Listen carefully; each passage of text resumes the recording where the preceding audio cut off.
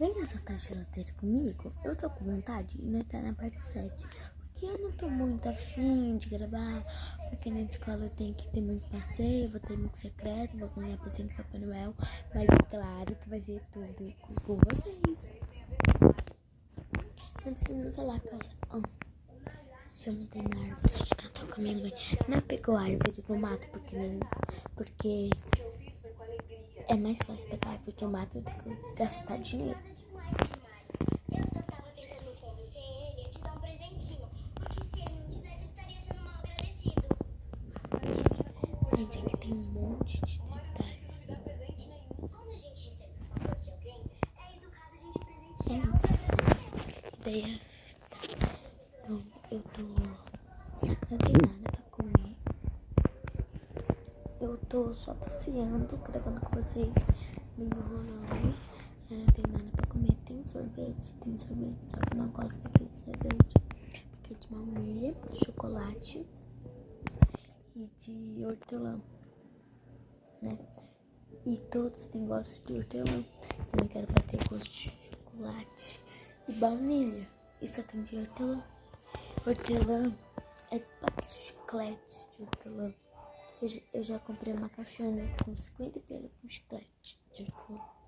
É ruim isso aqui. Eu comi porque era um pouquinho bom. Mas não tem nada pra comer.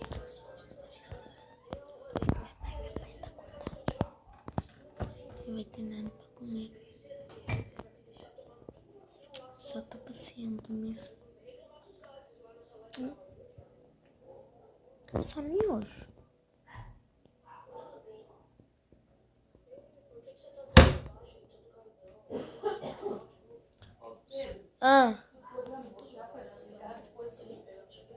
Não, mas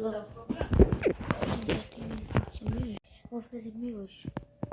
Eu vou fazer outro vídeo porque não tá tempo. E é isso. Não, nada um pouquinho. Eu vou tentar fazer.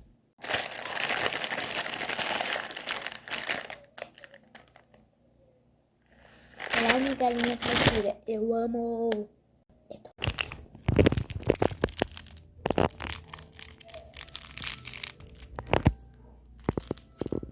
Eu amo comer.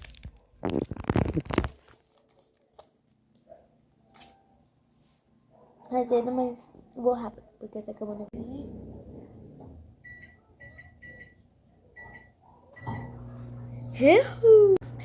Segunda parte, acabou o vídeo. Beijos!